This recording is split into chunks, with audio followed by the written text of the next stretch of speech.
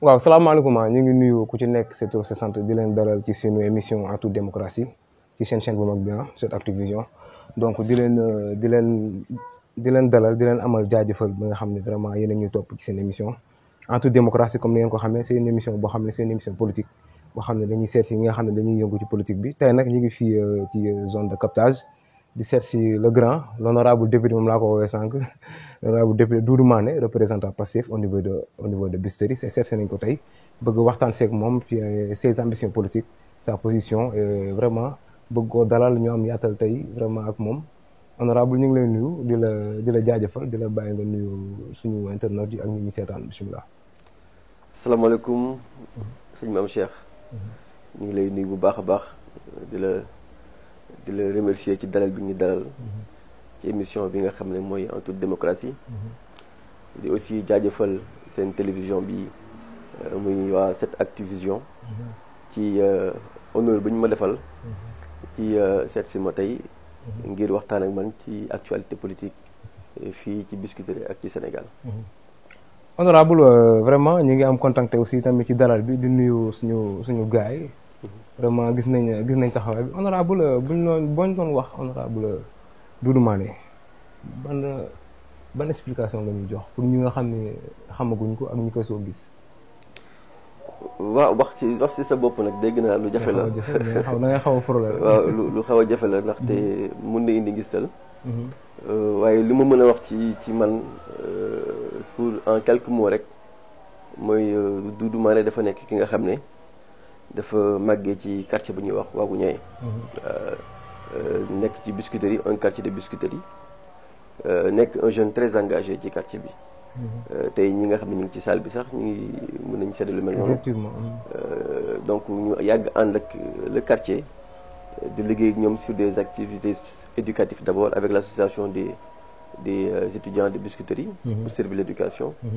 mais aussi dans le cadre du collectif des habitants de Waagu Ñaay aussi pour défendre l'environnement de la commune et du quartier donc ci yooyu la sañ tàmbalee avant ñuy tàmbali politique xam nga nag booy quand tu fais beaucoup de social et beaucoup d'activités socio-éducatives parfois les politiques ont tendance à t'approcher et vraiment à vouloir t'accompagner ou bien à vouloir que tu les accompagnes dans leur projet de société ou bien de communauté donc jàpp naa ne loolu lañ moo ñu dugal ci politique waaw en grosso modo pour bañ ci xëccal wax ci trop loolu moo ñu dugal ci politique ba ñu ànd ceeg ki nga xam ne mooy tey le président Ousmane Sonko dans le cadre du parti PASTEF voilà nekk nag une personne mi nga xam ne sekk naak ñëpp jàmm sama gox maa ngi demalanteeg ñëpp lépp li nga xam ne xew na ci gox bi bu ma ko jegee aussi ñu yëgal ma ko dinaa ci dem dox ci tànk jàmm voilà participer ci ma ci mën a participer donc loolu daal xam naa ne mën naa ci wax tuuti ci man nekk aussi une personne un intellectuel bi nga xam ne comme tous les jeunes yi nga xam ne tey dañoo jàng bëgg a servir seen réew nekk auditeur de formation ak assureur ak fiscaliste aussi donc tuuti rek pour ñu wax ci man tuuti voilà donc depuis quand tu es coordonnateur et depuis quand aussi nga nekk représentant ci Pastef parce que tamit c'est pas facile un jeune comme toi nga nekk représentant au niveau de Pastef au niveau de Biscuiterie aussi ak de Dakar pare que nekkoon nga bu Dakar avant bu Biscuiterie quoi. voilà waaw loolu sax ba léegi sax maa ngi bu Dakar parce que Biscuiterie et Dakar ba léegi yaa ngi bu Dakar bi. waaw Biscuiterie et Dakar sont liés. Dakar je suis le secrétaire général de Pastef Dakar mais Biscuiterie nag ni ma nekkee coordonnateur lenn rek la. mooy toll nañu ay jamono yi nga xam ne Ousmane Sonko soxla woon na ñi nga xam ne ñoo ko teewal ci gox yi. ma gis waa ji daal sëñ bi muy sëñ bi Sonko. le président Ousmane Sonko di ko déglu waaw mu sell mi comme ni ko ñu bëri di waxee jeunes yi daal jamono jooju mu am un de mes amis Ibrahima Thiam ma leen wax mais man Doudou moo sañoon yow da nga war a nekk un acteur politique waroo toog nga bàyyi politique ndax am na fu ma nekkoon dama ne woon bàyyi naa politique mu ne moom naa la dama bëgg ñu jàppale kenn ki nga xam ne mooy Ousmane Sonko ci loolu nag ci la ma intéressé ci Ousmane Sonko fexe bu may commencé di seetaan ces vidéos tout ça ba lu ma invité ci parti bi siège bi nekkoon Yoff ci li ma présenté tous les cadres du parti jour boobu gisewuma ak Sonko mais presque gise naa ak l'ensemble des secrétaires nationaux ma gis ne daal ñii ñu baax lañu te franchement lu ma fi gis dama doon dem ci réunion mais bokk ma woon mais dañ ma doon dalal. dama ne woon man bàyyi naa politique dama demoon juste pour accompagner leen appuyer leen dama bokk ci benn parti politique. mais finalement vice bi dugguma parce que dama dem ba ci biir gis ne même bu ñu amoon activité war ko organiser li may wax c'est vers les années vers fin 2017 da ngay gis bu ñu defee réunion bu ñu paree réunion ku nekk am li nga génne nga joxe ko bu ñu waree pour ñu mën a dem vers des activités. waaw côté social ma gis ne bon lii franchement par rapport ak lu ñuy gis ci politique c'est autre chose. aussi ma gis fa ay jeunes yu bëri parce que man jeunes yi laa doon jàppale au début parce que ki ma dugal sax c'est le coordinateur national des jeunes. bon foofu laa gënoon féete mais nag ci loolu ma commencé ko wax nag na ko il faut ñu taxawal dara Dakar. ndax ni ma leen gisee nii. ak président bi ngeen am dugg moon président bi ngeen am. bés boo leen taxawee ne Dakar dina nekk locomotive te di ngeen xew foofu ci Sénégal. effectivement waaw ci loolu nag la ma boole ku ñuy wax l'administrateur du parti ba ñuy taxawal Pastef. Dakar ci laa ci bokk ci comité d'initiative pour taxawal Biscuiterie lu tax ma nekk coordinateur nag. mooy gox bu nekk dañu leen bëggal ku ñu fa teewal. ci Pastef comme que man nag ma bokkoon ci comité d'initiative on était 5 ak ñi nga xam ne ñooñu dalaloon muy le responsable de la massification. Ousmane Baro ak Birame Souleye bi nga xam mooy administrateur du parti bi ak ki nekk tey massification Cheikh Aliou Bey ñoom ñoo ñu dalaloon ci réunion boobu bañ ci génne rek ci lañ doon xool ñu teewal ci gox yi. waaw comme que man maa dëkkoon Biscuiterie nag man maa teewaloon Biscuiterie. ñu tabb la ko. waaw ba ma teewalee Biscuiterie am lu ma liggéey ci Biscuiterie jàpp naa ne maay si ñooy section bu njëkk installé ci Pastef parce que man maa jëloon sama responsable jamono jooju ne ñun dañ il faut puisque élection législative yi présidentielle yi ñu ngi ñëw. te jamono jooju ñu ngi doon wax Sonko 2024 ma ne woon nag Sonko il faut ñu def Sonko 2019 c'est bien possible. mais il faut que ñu am machine électorale. kon bokk nga si ñu initier loolu. waaw j'étais partie du comité d'initiative chargé de l'organisation. maa waroon organiser loolu.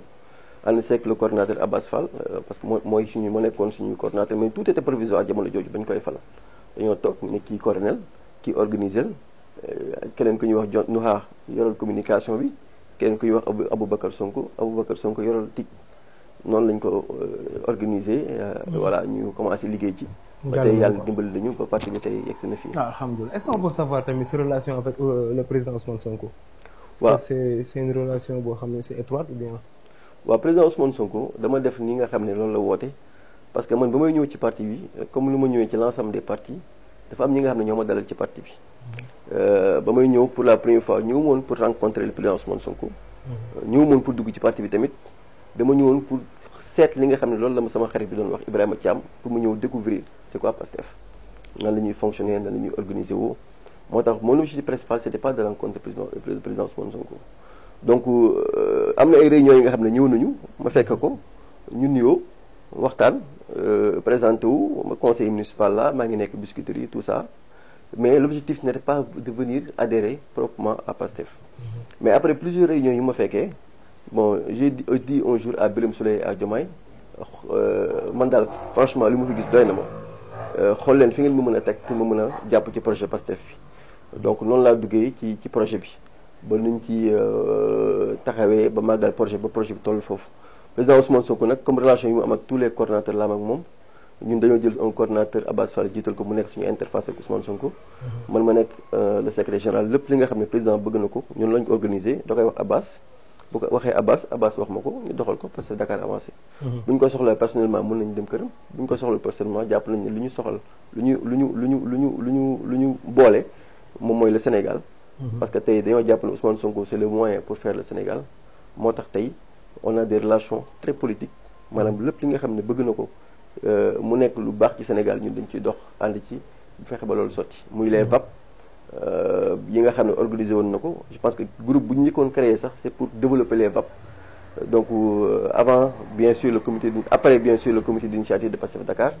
donc genre relation yi la ñu am ak moom à chaque fois que soxla na dara rek ñun dañ ciy béy suñu weewu tànk pour que loolu mën a sotti. ok voilà. ok loolu mooy sa relation avec kii quoi. donc mais nga nekk ci secteur Biscuiterie ku ne Biscuiterie xam ne secteur politique bu garaaw la. instant bi honorable boroon wax situation politique bu Biscuiterie maanaam sa position noo ko gisee. ba avant aussi ñuy entamer sunu questions yi nga xam ne ce sont les questions phares je peux dire mais politique bu Biscuiterie jamono ji yow noo ko gisee. waaw xam nga Biscuiterie nag dafa nekk une commune très politique. ma dëkk aussi ci quartier Waguñe bi nekk un quartier mën naa ne c'est le quartier le plus politique de Biscuiterie et trop serré aussi. waaw très serré mu bëri ay partis politiques da ngay dem ci yenn partis yi nga xam ne amuñu ay représentation ci yenn communes yi mais ñun Biscuiterie parti boo jël presque am na fa représentation. donc mu nekk un combat serré te parti bu nekk yaa ngi jéem a am ay militants jéem a jëmal sa parti ci gox bi. moo tax au début c'était pas évident ba may waxu Sonko dañ ma doon wax kuy Sonko ay jamono. c'est qui Sonko parce que les gens ne le connaissaient pas. mais à force de persévérer de s'imposer les gens ont commencé à l'écouter xam ne kii mooy Sonko li lay défendre il défend la démocratie il défend la malgouvernance il défend vraiment la spoliation de nos ressources te loolu lañ ko nit ñi xamee finalement ba découvrir ba xam ne kii Sénégal lay xeexal donc Biscuiterie nag imposé wu fa yombul yomb na nga nekk waxutu dëgg rek c'est-à-dire dans toute organisation booy wax dëgg di la fa fekk di la fa bàyyi nit ñi bu yàggee nañu xam ne kii kat ku jar a àndal la je pense que man loolu moom moo nekk sama stratégie avant may ànd ak Ousmane Sonko mun naan Doudou Issa Niass la moom formé en politique nekkoon nga PS nekkoon naa parti socialiste en 2013 ki nga j'étais le président de l'association des étudiants Doudou Issa Niass moo ànd ak Bara Sarr pour mu dugg ci parti bi parce que jamono jooju li ñu soxla woon mooy des jeunes yu mën a représenter la Biscuiterie au niveau du département parce que ñoom parti socialiste il faut nga am yenn niveau yi pour mën a yéeg au niveau départemental. J'ai une question, pourquoi quitter PS et aller à Pastef aussi? waaw xam nga nit ku nekk booy dugg ci mbir tu vas par rapport à un projet c'est-à-dire à une cause man en politique dama yàgg di wax nit man du ma ànd ak nit man genre bu may ànd damay ànd ak une cause bu may xeex je me bats pour une cause. ambition. dafa am solo parce que cause boobu mooy tax yow ëllëg nga mën a légitime. nga mën a en fait nga mën di c'est-à-dire nga pour ça bu ñu nee démocratie ngay xeex comme Guy Marius Sagna. lu muy xeex c'est une cause. comprendre nga fu mu gis ne démocratie amu fa dee dem xeex pour mu am fa. donc loolu mooy le combat de la cause. dama dem ba ci biir ku taxoon sama dugg parti socialiste ma doon Khalifa Sall je ne l'avais jamais vu dama toog te jamono jooju Massamba peut-être mën na fekk. dama ko bëggoon rek quoi. dama ko bëggoon voilà j'étais avec au niveau de l'association des étudiants de Biscuiterie. waaw te mosuñu woon toog après sax la ñu gisee au niveau de la maison du parti ba mu duggee parti socialiste parce que ba may jàppale Khalifa Sall bokkul woon sama dugg fekkul woon mu dugg parti socialiste. maa ngi ko quitté en 2017 avant les élections législatives. parce que dafa am affaire yu bëri ñu doon préparé yi nga xam jarul sama ciy wax parce que bëri naa fay xarit tamit mais li ñu mën a wax daal mooy je ne me voyais plus dans le projet du parti socialiste moo tax ma quitté parti socialiste waaw parce que y avait beaucoup de querelles beaucoup de kii alors que le projet franchement ñu ko waroon porté wuñ ko comme ni ñu ko waroon porté bon moo taxoon hein à ton niveau tu te sentais pas à l'aise? non je sais pas à mon niveau doxatul woon tout simplement xam nga man dama nekk une personne bi nga xam ne bu ma engagé wu benn affaire dama ciy dem jusqu'à la fin lu ma ci mënti dégg nag dama ciy dem jusqu'à la fin c'est-à-dire dañoo tolloon ci parti bi nga xam ne dama bëggoon ñu jëmmal vraiment le parti au niveau de la Biscuiterie doon soxloon ay vraiment ay soutien te aw ma ko woon jamono jooju noonu des gens yi ñu waroon soutenir nag pour ñu taxawal parti bi ñu gis ne en fait tu en faisais trop quoi donc loolu moo taxoon finalement ma ne bon man daal franchement bàyyi ma continuer nekk sama association association des étudiants ak le collectif des habitants ànd ak ñoom continuer defar suñu gox bàyyi politique loolu moo taxoon nag ma bàyyi woon politique. vos relations avec le nouveau maire bi nga xam ne balaa ñuy dugg ci transhumance bi mu def. sa relation ak moom après boo duggee ci relation est-ce que mën nga ñu wax maire bi li mu def nii donc dafa transhumé dafa dem APR gars naan dafa sàqi donc yow sa relation ak moom après nga mën a duggaat si ñun ak transhumance bi mu def. waaw monsieur le maire. noo ko gisee après yow tamit. waaw dama koy nuyu d'abord parce que quoi qu'on puisse dire bokkul nañu conseil municipal. Djibi Wade de 2014 à maintenant et aussi c'est une personne mi nga xam ne lu ma ko jàppe woon franchement daf ñu doon fekk ñuy def des actions sociales suñu gox parce que ñun loolu la ñu xamoon. mu ñëw dugal ci loxoom te duñ ko ko sa yëgal man loolu moo njëkk a nekk sama rapport ak moom muy rapport associatif dañ doon nettoyer école yi mu ñëw may ñu ay matériel wala mu wàcc fay affaire voilà donc loolu moom man la ko xame woon ba je pense que lu tax sax nit parce que il faut ñu comprendre que Djibril Wade dañ ko waa Biscuiterie dañ ko doon xool comme un acteur social comme un acteur citoyen pour mën dugg ci conseil municipal dañ ko copté benn parti moo dem copté ko jiital ko moom moo tax mu nekk conseil municipal dugg ci conseil municipal en 2014. non pas par défaut. c'est-à-dire dañ ko copté xam nga ku ñu copté par mérite la comprendre nga dañ ko copté voilà dañ ko waaw benn parti boobu da ko copté par mérite dugal ko parce qu'il faisait beaucoup d'actions sociales ci gox bi. ba mu ko copté mu ñëw aussi ñu gagné avec la coalition Taxawu Dakar le maire Doudou Issa Niass gis na aussi mu ngi doon def beaucoup d'actions ñu copté waat ko mu nekk deuxième adjoint au maire alors que il n'a même pas gagné avec nous donc loolu pour man daf ko waroon jàngal beaucoup de choses xam nga nit boo nekkee ci benn yoon ñëpp naw la ci da ngay continuer ci yoon boobu noonu maanaam nit da ngay topp ci sa benn ligne parce que dafa bien sûr que dafa juum boo toppee ci benn ligne parce que tey il faut mu comprendre une chose dafa am plusieurs listes yi fi nekkoon ñun ay jamono am na sax ay waxtaan yu doon am pour mu jiite la coalition Yewwi Askan Wi pour vous dire que niñ ko fi ñu ko tegoon am na ñi nga xam ne Taxawu Dakar lañ bokk dañ doon waxtaan pour moom mu jiite la coalition Yewwi Askan Wi mais tey il les a déçus parce que te man aussi il allait me décevoir parce que lii nii la déception est il m'a déjà déçu. mais tamit la déception est minime par rapport ak bu waroon. mu dem ànd ak le président Macky Sall rek tamit daf la décevoir aussi. non c'est il a si xam nga man fu may waxee. loolu ay réalité politique la aussi par rapport loolu dëgg la mais par rapport parce que les gens leur choix là il faut ñu respecter ko aussi le choix populaire il faut ñu respecter ko parce que Macky Sall avait un candidat au niveau de notre commune mais qui est arrivé troisième. donc aussi voilà donc s'il avait déjà ces ambitions là soxlawul woon muy dem avec un parti de l'opposition il aurait dû aller toujours avec Macky Sall. kon nga jàpp ne fa ndax population de Biscuiterie. waaw lu mun naa ko tuddee noonu dama jàpp ne en fait. non mais waxal loolu la rek. il nous a utilisé. il nous a utilisé parce que lu tax moo ko man dama ko yéene woon je disais à mes parce que sama kër dañ ma doon wax comme que doo candidat man sama propre kër comme que doo candidat. ñeneen ñi ne ma Djibril Wade la ñuy jàppale comme que doo candidat parce que vous avez de très bons rapports parce que j'ai de très bons rapports avec moom mosuma am ak moom comme yi non j'ai de très bons rapports avec moom non on n'a jamais eu d'antécédent on se respecte c'est une personne que je me respecte beaucoup et je respecte beaucoup mu ne ma sama kër ne ma comme que doo candidat ñun Djibril Wade mais c'était une bataille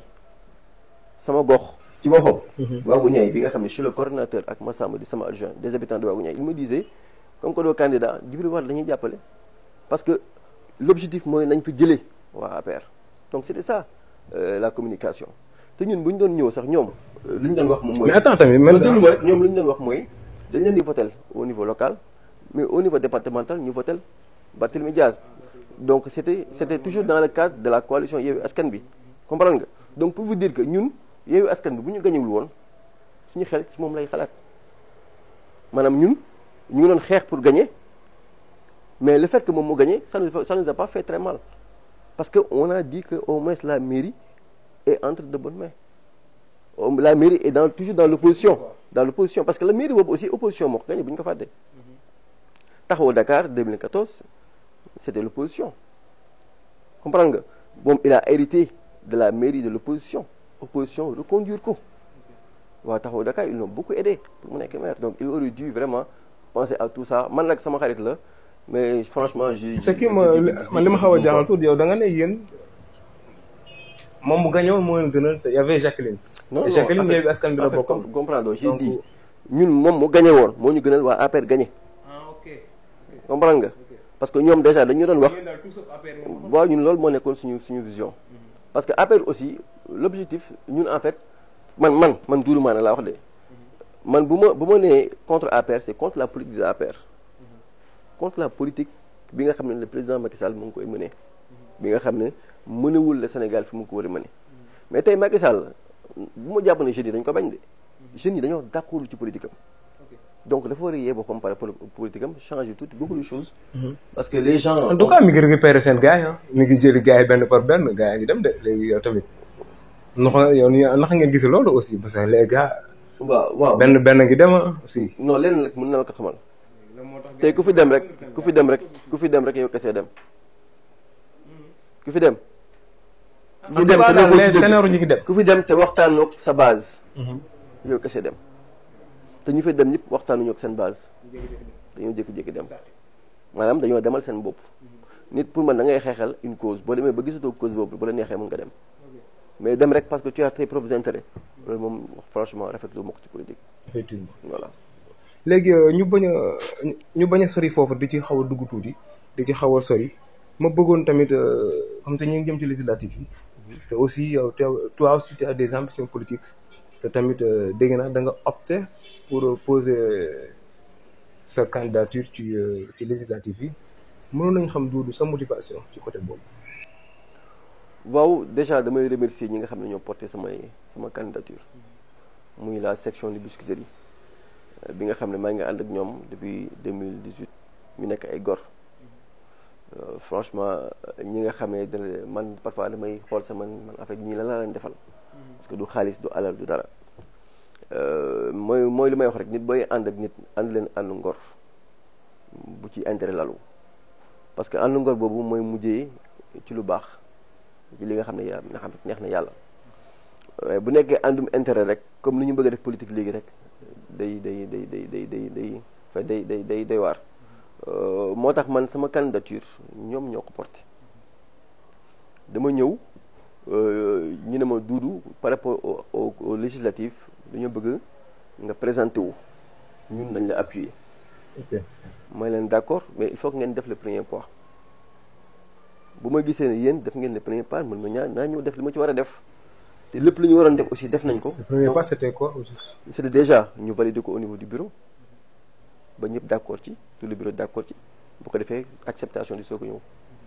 je pense que loolu laa wax ak ñoom te ñoom ñëpp dañ ko d'accord ñu valider ko au niveau du bureau yëgul ko la section yëg man ma d'accord ci bu ma ci d'accord ba léegi aussi maa ngi ciy def li ma ci war a def pour que mu nekk une candidature qui va passer. Voilà. Une fois à l'Assemblée nationale yow tu penses sa combat lan la parce que tamit en tant que jeune tu sais bien ce qui se passe dans ce pays donc sa combat yow. selon un jeune selon quelqu'un boo xam ne vraiment tu as vécu dans certains trucs donc sa combat yow naka lay demee. waaw man sama combat dama ko yàgg a préparé lu may wax mooy lu may wax surtout la jeunesse en fait un combat kenn du ko mener avec la tête vide maanaam ba bëggee gagner des batailles plusieurs batailles peut-être qui va te permettre qui va te pousser à gagner une guerre idéologique surtout il faut nga préparer ces combats psychologiquement c'est-à-dire man ba ma nekkee Pastef gis na ñun suñu leader il parle beaucoup de ressources naturelles ainsi de suite j'ai dit man attends topp naa politique boobu mënatuma lire mënatuma jàng mais naa fexe ba ma 2021 bu fu mu jotee mën naa dem jàngiwaat wutiwaat xam-xam parce que il faut me comprendre la fiscalité parce que man je suis auditeur de formation mais nag il faut mu dugg maintenant ci fiscalité parce que j'ai vu que notre leader il parle beaucoup plus de fiscalité parce que fiscalité moo ñuy permettre ñu regrouper suñuy ressources c'est notre première source de mobilisation de nos ressources au Sénégal donc il faut que ñu comprendre ko donc pour vous dire que le fait que me proposer sama députation c'est pour apporter des choses c'est pour contribuer à apporter des choses comme ni ko Sonko di defee parce que tey dañoo weesu li nga xam ne moom mooy comme ni ko Sonko di waxee rek des députés yi nga xam ne dañuy taxaw ci parlementaire bi ñuy voté loi ñu jóg rek tàccu yëkkati seen loxo te dañoo weesu loolu dañoo voilà mooy majorité mécanique dañoo soxla des gens yi nga xam ne ils s'intéressent au projet de loi et aux propositions de loi di ko gëstu mu jaral leen ñu ciy def ay nuits blanches di ciy xool lan mooy intérêt Sénégal ba pare nag bu jaree ñu voté loi bi ñu voté ko bu jarul ñu voté loi bi ñu taxaw ñu ne duñ ko voté pare wax lu tax duñ ko voté man de conseil municipal Biscuiterie noonu laa mës a def tous les conseils municipaux mën nañ ko seede Doudou Issa Niass laa àndaloon dans le cadre taxaw Dakar mais bés bu ñu tegee benn projet bi nga xam d'accord uma ci damay taxaw devant le conseil municipal ne d'accord uma ci du ma foqatal kenn nag mais am naa droit ne d'accord uma ci tu vois donc tey ñun noonu la ñu war a def avoir un hémicycle bi nga xam ne on va être composé de députés du peuple ñun ñëpp ñu nekk ay députés du peuple mais pas des députés bañ nekk député d'un parti ou bien d'une personne ou bien d'une coalition c'est ça qui fait que aujourd'hui peut-être booy xool tamit loolu moo fi bari booy xool assemblée nationale aussi gars yi nee nañ majorité bi c'est mécanique gars yi fay comme ni nga ko waxee dañuy nekk pour tàccu rek donc da ciy baax ci mel ni yéen tamit ak ambition bi nga am nii mais tamit comme rek gars yi dañ naan politicien mais c'est tamit ambition bi di dem ba ci biir ami mu changé aussi tamit fa ngeen joxe éclaircissement pour gars yi xam aussi lépp mën a nekk moo tax ma ne en politique il faut avoir un bon entourage des gens sincères et honnêtes ñi nga xam ne mën nañ la boo waxee li nga xam ne lu baaxul ñu ne ah maam Cheikh kat li nga wax baaxul man démb damaa juum suñu groupe damaa dugg sama groupe ne ah sama gars yi li ngeen di wax damaa juum nii laa def di waruma ko def voilà c'est ça l'humilité en fait tant que tu as ça dans une organisation les gens les choses vont aller de l'avant mais tant que tu es le leader tu es la personne qui est portée tu penses que tu as toujours raison yow kese yaa war a am dëgg donc là ça peut poser problème moo tax ñun au niveau de notre assemblée nationale il faut que ñu am des gens vraiment qui sont très sincères ñi nga xam ne ils sont très patriotes mais patriotisme bi may wax mooy bëgg sa réew pas seulement nga bokk Pastef mais nga bëgg sa réew au vrai sens du terme voilà bëgg sa réew comme ni ko saa yi doon waxee notre président Senghor d'un amour qui fait couler les larmes nga am patriotisme boobu noonu loolu moo lay mën a permettre ngay mën di vraiment apporter des solutions novateurs ci fonctionnement de notre pays voilà et puis surtout nag ñu nekk ay députés yu proposé waaw dafa am solo ngay gëstu mais tey suñu législation il y a beaucoup de choses qu'on doit tu as vu que il y a des députés qui proposent qui font qui proposent des lois parce que tey dañ naan la loi peut émaner soit de l'exécutif ou bien du législatif les députés mën nañu am projet porter ko comme le président mën na am projet porter ko yóbbu ko assemblée ñu voté ko tey dañoo war a am ay députés yi nga xam ne lépp li nga xam ne président porté na ko dañ ko war a gëstu xam ko coytu ko bu laajee ñu am ay assistants ñu am assisté leen ñu dem gëstu mbir mi pour mën ci apporter je vois un député qui le fait j'ai même oublié son nom ku xees ki waay de l'assemblée comme ni ko Sonko parce que Sonko en fait c'est ça qui a fait xoolu Sonko lu ko may li mu am nii c'est une personne bi nga xam ne il n'a pas fait ce que les autres faisaient il a révolutionné la politique en quoi voilà pas seulement di xeex mais dafa révolutionner politique parce que politique lan la woon am naa leader lu mu wax loolu laay wax damay tàccu est-ce que bu ma demee assemblée jarul may sonal sama bopp donc lu ñu voté rek ma voté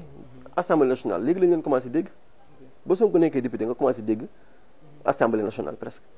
il votait des lois yi nga xam ne ñun xamuñu dara ñun les peuples on faisait que consommer mais avec la députation de Sonko les gens ont commencé à s'intéresser qu'est-ce que l'État est en train de faire avec nos ressources les projets yi nga ak les financements yi nga xam ne l'État le fait di koy passer par l'Assemblée nationale bi ñu ko xamee c'est grâce à Sonko les projets non c'est vrai les projets les financements tout ça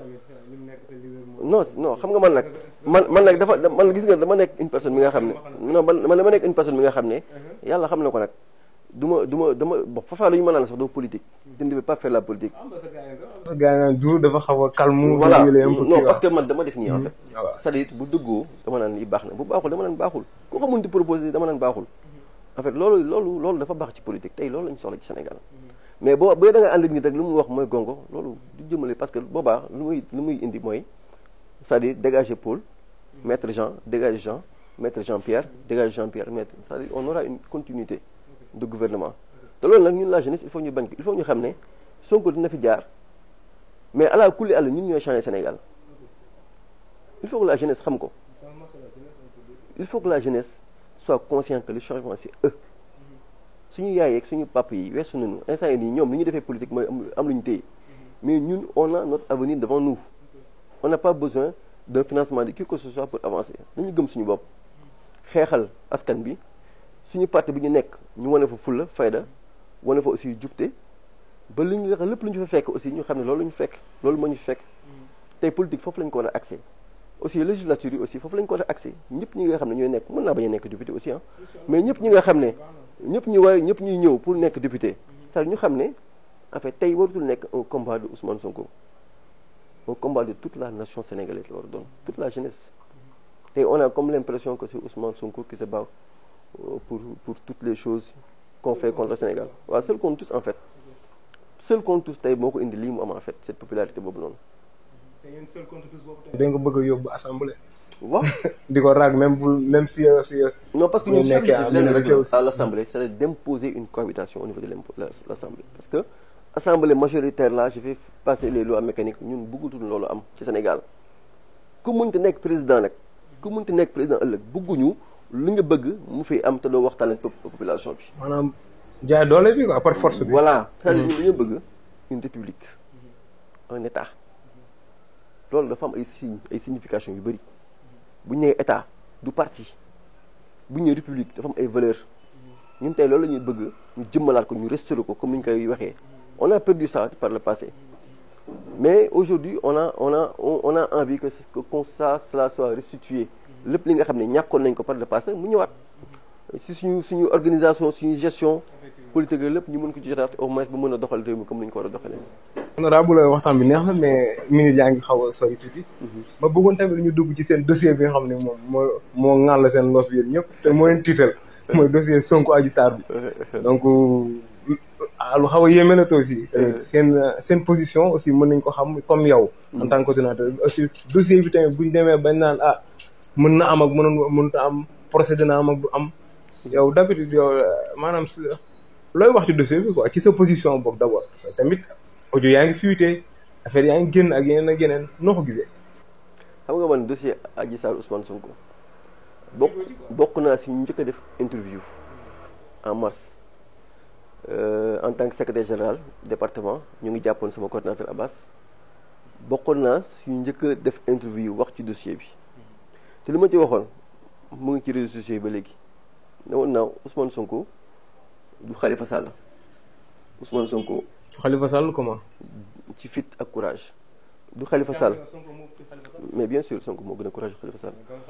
non xaaf c'est une personne bi nga xam ne dama ko bëgg te yàlla tax moo tax dama ko liggéeyal te mosuma ko gis mosuma ko xam non sànni moo ko xeet mais loolu c'est mooy li ma la wax rek gis nga les gens sont complaisants bi ñu gisee dëgg dañ koy raay c'est ça la vérité aussi ki ñu koy waxatee j'avais dit que Ousmane Sonko du Khalifa Sall militant yu Ousmane Sonko am lu mu leen jaral gisuma ko woon ci militant Khalifa Sall yi deuxième chose Ousmane Sonko du Karim Wade bu ñu bëggee jàmm am ci réew mi nañu bàyyi Ousmane Sonko. ñu leen ni ko jeunesse bi yaakaaree te yaakaaroon ñee ni ko jeunesse bi bëggee te bëggee wuñ ko ne foofu nga ko teg wala. fu ma ko tegoon mooy jaay doole bi war a am les militants de Ousmane Sonko. jaay doole moom yàgg na ci politique moom. loolu léegi xam nga rek. jaay doole dañ ko teg Khalifa Sall jël ko pour des miettes des millions. tey ñoom ñëpp au niveau de l'APR ce sont des milliardaires donc Khalifa Sall dañ ko jaay doole tëj ko Karim Wade xool li nuñ ko def mu ngi noonu mais surtout man dossier Khalifa Sall moo ma gën a metti parce que tey bu ñu jëloon ñi tous les autocrates du parti pouvoir ñi nga xam ne ñoo ànd ak Macky Sall tey lu ñu nekk di def ñii di falsifier des billets di fi def ay faux Bougazelli tudd ko non jarul ma ñu tudd parce que yow xam nga ko déjà dama wax nga deviner ñi nga xam ne tey boo demee seen kër yi opulence bi fa nekk da nga naan mais fonctionnaire nan nga mën a amee tous ces milliards pour construire de telles demeures au Sénégal mais récemment am na kuñ ci wane Amadou Ba ak ñeneen donc ñoom seen richesse dafa nekk dafa man j'ai même pas le mot vraiment pour qualifier leur richesse donc ñooñu boo jëlee tey ku mel ni Khalifa Sall nga tëj ko jaay ko doole parce que tout simplement da nga ko bëgg a barrer li ñuy wax le carrière politique am nga ne dama ko def Ousmane Sonko te man au début ne woon naa loolu du mën a jàll parce que Ousmane Sonko dafa am ay militants yu déterminés parce que bokk naa ci ñuy installer les sections les 19 sections de Dakar xam naa les militants de PASTEF j'avais attiré l'attention mais ils ont continué à faire ce qu'ils ont fait ñëpp xam nañu c'est un dossier politique lu ñu def Khalifa Sall lañ ko bëggoon def Ousmane Sonko nag yàlla non oui ma xoolal fii nii. mais gars yi am na ñi nga xam ne nee nañ. réellement ça existe am na acte yi am na donc. c'est-à-dire dafa nekk parce que yow tamit waxu partisan ngay wax rek. waxu pro Sonko ngay wax rek aussi. même les plus jeunes des gens qui ont 5 ans 6 ans aujourd'hui boo leen ko laajee sax dañuy xam ne dañoo bëgg a violenter sa waa ji parce que violence weesuwul nga jël un père de famille bi nga xam ne dafa am doom am la violence dañoo jàpp ne physique c'est physique juste physique un père de famille bu am ñaari soxna am ay tout tànkam nga koy jiñ viol di jéem a imaginer ay scènes ces militants ñi nga xam ne dañ koy woowee sa Ousmane Sonko mu sell bi di leen imaginer noonu ay scènes loolu violence weesuwu ko donc manipulation boobu noonu vidéo yi ngeen di gis nii loolu yëpp ay misaalu yàlla rek la yàlla waaw ay misaalu yàlla la am na yi nga xam ne yàlla du ko seetaan tey képp ku ñu fi teg injustice yow koo fi teg injustice foog ne weesu na teg naa ko weesu na non karma baa ngi ñëw yàlla ngi ñëw. bu affaire bi nekkoon dëgg la. non man xam nga fu mu toll nii yaa ngi imaginer sax mooy li may wax rek mooy li may wax rek mooy manipulation boobu rek waaw mooy manipulation bi ngay wax rek xam nga tey y a beaucoup de vidéos qui sont en train de fuiter du ma ci wax sax sénégalais yi gis nañu la vérité est très proche et ñun ñëpp comme que ubbi nañ procès bi nañ toog saan ñun lu ñu bëgg moom mooy qu'on en sorte avec brio dem 2024 jël assemblée nationale jël déjà assemblée ñu génn see jàmm 2024 ñu jël ko fal ko président jaay doole moom xam naa ne moom les militants de Pastef yi ma gis parce que lu ma jaaxal man ay jamono dama doon dugg sax sama dëkk Joal moo fay wax Pastef ñu naan ma yow kuy kooku yow mais léegi damay dugg Joal bu ma yegsee rek le patriote ñëw na. Donc ça veut dire que les gens ont fait de Sonko vraiment leur prochain président. Donc merci honorable pour éclaircissement yi donc ñu ngi minutes yi ñu jagle woon daanaka jeex na honorable ñu bëggoon xam aussi tamit sa dernier mot ñu ngi génn ci koor gi noo dundee woon koor gi aussi ak tamit vraiment say activité donc ñu bàyyi la aussi tamit nga def sa dernier mot ci internetu ñi nga xam ne ñoom ñoo ñu suivre ci émission bi en toute démocratie bi. waaw maam Cheikh koor gi moom comme ni ko jullit ñëpp di dundee rek képp ku gëm yàlla noonu laa ko dundee ndax weerum koor dafa nekk weerum jaamu yàlla di weerum partage di weerum baalante ak baalu ak je pense que là waa Pastef Biscuiterie yi jot nañu organiser benn activité de partage de ndogu. loolu yëpp nag c'est dans le cadre vraiment du pardon du partage bi nga xam ne weeru koor da ko laaj donc ñu ngi ciy profité di baalu àq ñëpp di baal àq ñëpp tamit ndax àq dafa nekk li nga xam ne surtout sa diggante ak sa morom moo gën a mën a sonal nit fële fi ñu jëm donc dañ ci baalu àq ñëpp ñi nga xam ne def nañ ci leen ci li nga xam ne tey ñu ko wala ñu li nga xam ne jàpp nañ ne ñoo ko tey ñu ngi leen ci baalu àq waaw di remercier nag ñi nga xam ne ñoom lay àndal di liggéey muy waa Pastef Biscuiterie ak waa Pastef Dakar ba ñuy taxawalee vraiment mouvement bi à Biscuiterie ba léegi nii franchement gis naa des militants engagés dévoués pour la cause de Pastef te damay ñaan lépp li nga xam ne ñoom loolu la ñu gisoon ba dugg ci Pastef ma gis ko ba dugg ci Pastef loolu continuer ba ñu bañ a vraiment xaddi mu bañ a perte engagement bañ a perte motivation parce que politique na motivation la man da jàpp naa ne politique du jox xaalis mais motivation la motivation mën a permettre nga mën a yóbbu parti fu sori donc loolu maa ngi koy ñaanal ñëpp waaw di wax nag ne vraiment kontaan naa aussi ci seen proposition bi ma defee pour les députations di wax ne yàlla na ko yàlla sottil bu ko yàlla def lu gën waaw loolu daal moo ëpp solo bu ko sottilee ñu xam ne loolu gën bu ko sottil tamit ñu xam ne gënul ci ñun waaw mais le plus important rek mooy ñu continuer à travailler pour le Sénégal parce que la finalité aussi c'est le Sénégal